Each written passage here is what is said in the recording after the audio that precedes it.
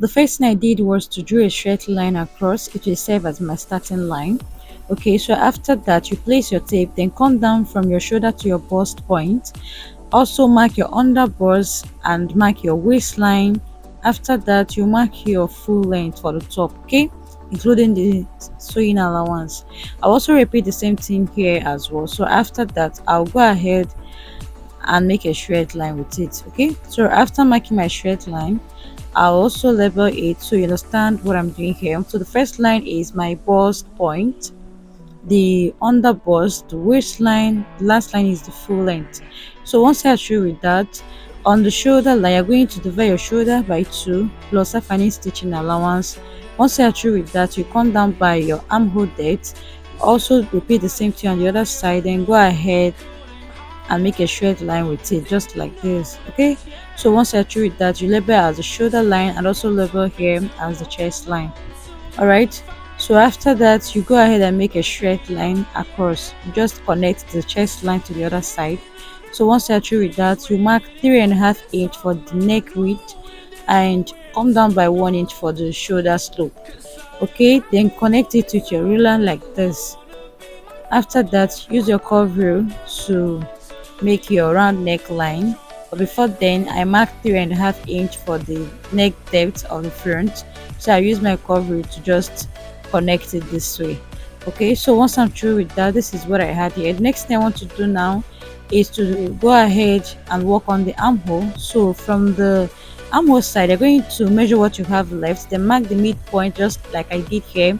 Also come in by half an inch. Then once you're through with that, on the chest line you mark quarter of your bust measurement. Okay, so once you're through with that, you go ahead and connect the 3 dots you have there using your curve rule. Okay, or you can also achieve it with your free hand if you want.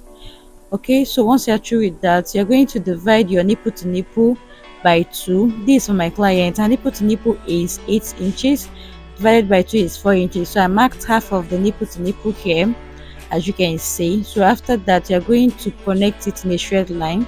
From the chest line, go ahead and connect to the full length of your top. All right, so on the under bust, I subtracted 1 inch on both sides. I also did the same thing on the full length line. So once I'm through with that, I'll just connect it in a straight line. Okay, then do the same thing on the other side as well. So if you're busty, you can mark 1.5 inch on both sides. Like if you're too busty, you mark 1.5 inch on both sides. All right, so once I'm through with that, I will go ahead and make a curve. All right, so before then, on the bust point, I will come down by 1 inch from the bust point. So once I'm through with that, I'll use my curve rule to make a curve. So I'm going to connect it this way. Just take a good look at what I'm doing here. Place your curve rule like this, then go ahead and connect it this way. Also do the same thing on the other side as well. Okay, so once I'm through with that, you can see what I have here. The next thing you want to do again is to subtract 1 inch on both sides. On this chest line, you're going to subtract 1 inch on both sides. If you are busty, you can subtract 1.5 inch on the side going towards the armhole, then you subtract 1 inch on the side going towards the front. Do you get? So for this side, for this particular tutorial, I just subtracted 1 inch on both sides. My client is not that busty, okay, so that's why I did it like that. So once I'm through with that, you can see how I connected it. Can you see? So after that, you measure your chest line. From the shoulder to the chest line, I have 8 inches. All right, so I want to get the neckline. So to do that, I'll come up on the chest line.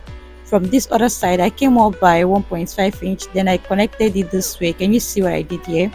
I just came up by 1.5 inch because she said she don't want it to expose. Okay, so she don't want to show some cleavage to us, so that's why. All right, so the next thing I want to do is to curve it into, or to connect it into the chest line, but I decided to came down by half an inch, as you can see. So what I'm going to do now is to make a sweetheart neckline. Just make the curve, but I'll place my curve this way, then I'll go ahead and connect it like this. Okay, you can also decide to maintain the chest line if you want, But if you want to maintain the chest line, you are not going to come up by this 1.5 inch I just did here on the upper side of the chest line. And also, if you want to go more deeper, like if you want your sweater to be very pronounced, because this one here is not too pronounced, because we are trying to make sure our cleavage is not showing at all, or maybe small. Okay, so that's why I came down by this half an inch, and also came up by 1.5 inch on the other side. You get, so if you want to show some cleavage, you can make your sweetheart neckline very deep if you want. Okay, so once I'm through with that, you can see what I did here. Let me just explain. What I did was to place my tape. From that point, I marked quarter of bust measurement. I divided what I had at that small space, I divided by 2. Then from there, I made my curve to the under bust. Okay, and from this other side, I'll just go ahead and connect it this way, just like this. Okay, so my client bust is, well, her bust is 41.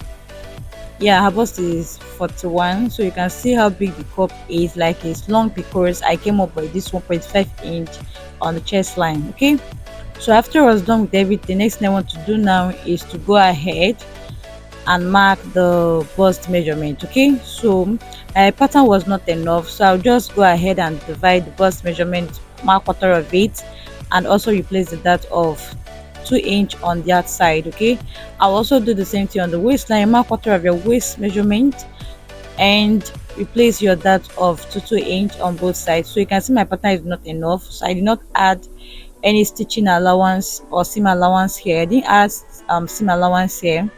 Okay, when transferring to the actual fabric, I will add the seam allowance. You get, so once I'm through with all this, I'll go ahead and make a waist snatch. It has waist snatch. Okay, the corset comes along with waist snatch. So first, I'll just go ahead and cut this out. You just cut it out this way. So after cutting, remember on the waistline, I just marked what I have there left. I had 5 inches, so I divided by 2 and I marked 2.5. Then I connected it in a straight line. You can see how I did that. So her waist measurement is 33 inches, and I want to remove 3 inches for the waist snatch. So I removed 3 inches from the actual waist measurement, and what I had was 30 inches.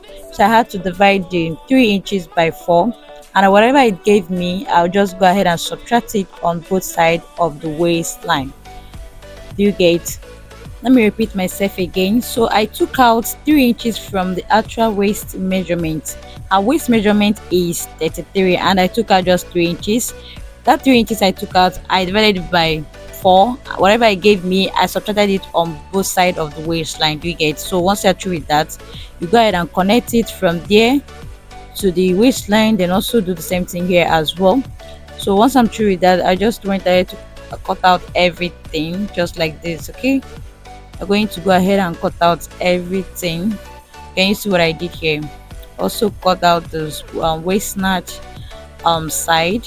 Okay, just like this. So once I'm through, I'll label the upper part as the yoke, and I'll label my cup as 1, 2, and the center front I'll label it as well. I also label this one as the side front, and I'll label 1, 2, and 3, side front 2, side front 3, and also give some arrows just like this, so you know directions to sew when transferred to the actual fabric or when sewing. Okay, so this is all for the front pattern. Can you see how it looks? So right now we're going to move into the drafting of the back piece. So for the back piece, I already drew a straight line across, and from the chest line, from the shoulder to the chest line, I have 8 inches. I also have 15.5 for the under bust, 17 for the waistline, then full length 23 including the sewing allowance. So you divide your shoulder by 2, whatever it gives you. Also repeat the same thing on the chest line. Come down by your armhole depth, okay, just like I did. Then mark 1 inch for your shoulder slope, mark 3.5 for your neck width. After that, you are going to divide what you have left on the armhole. You can say I have 7 inches left, so I divide by 2, mark the midpoint, come inside by half an inch, also mark quarter of the bust measurement on the chest line, then also make my curve as well. So once I'm through with that, on the waistline, you are going to divide the nipple to nipple by 2. Like I said, it's 4 inches by 2, so I just went ahead to mark 4 inches from the chest line to the full length of the top. Okay, So once I connect it in a straight line, this is what I have. So I'm going to subtract half an inch on both sides of the waistline, and also come down on the chest line by 1.5 inch, then come up from the full length line with 2 inches. So after that, I'll just go ahead and connect it on both sides like this. So just know that this is normal dart intake. This is not the waist snatch for the back, it's just a normal dart intake. Okay, so once I'm through with that, next thing I want to do now is to go ahead and add the body measurement. So I added 2 inches for the seam allowance on the chest line here, that is the bust line.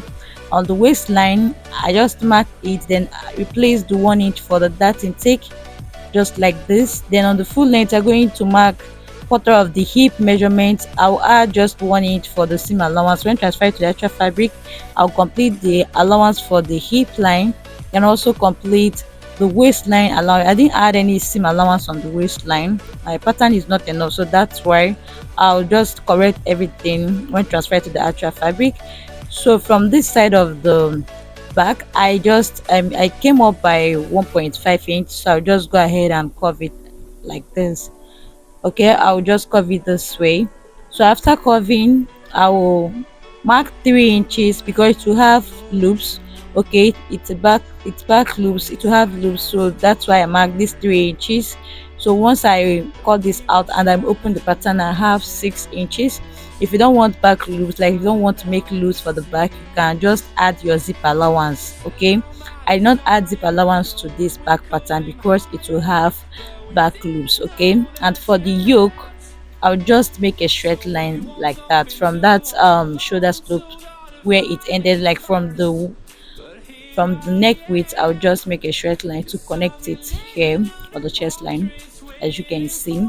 So for the waist snatching, you can just divide what you have from the other side of the waistline like I just did. It is 5 inches, so I divided by 2, then I made a straight line with all of them. Okay, then just like we did on the front piece, you're going to subtract whatever you have divided by 4 from waistline. You go ahead and mark on both sides, just connect it this way. Okay, so once I'm through with that, guys, this is what I have here. Okay, so remember at the front piece, I did not curve the side at the front piece. I just forgot to do that. I'm going to correct that later.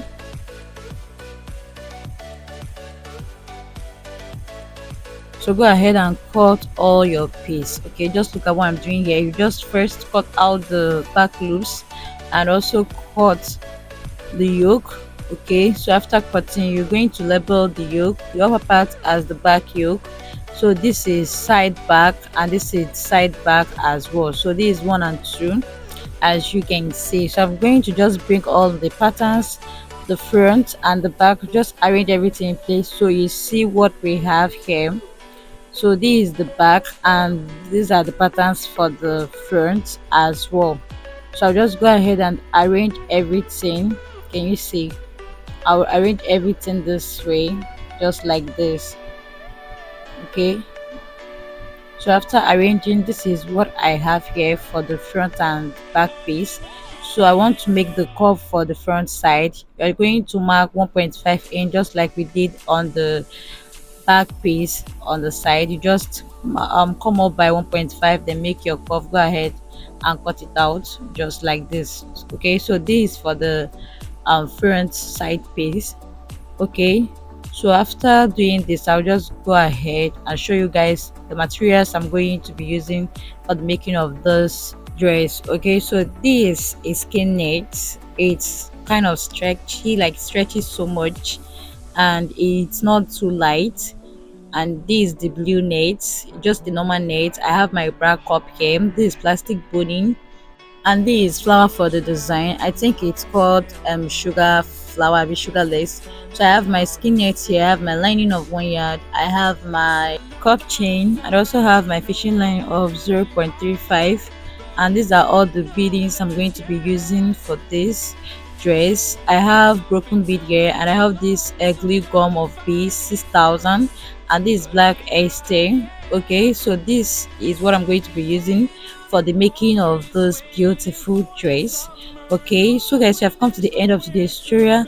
Thank you so much for watching. Please, if you don't want to miss the continuation of the sewing part of this beautiful dress, kindly hit on the subscribe button and also turn on notification bells to be notified anytime the video drops. Okay, thank you so much for watching. I'll see you in my next one. Please don't forget to like, comment and subscribe. Thank you and bye.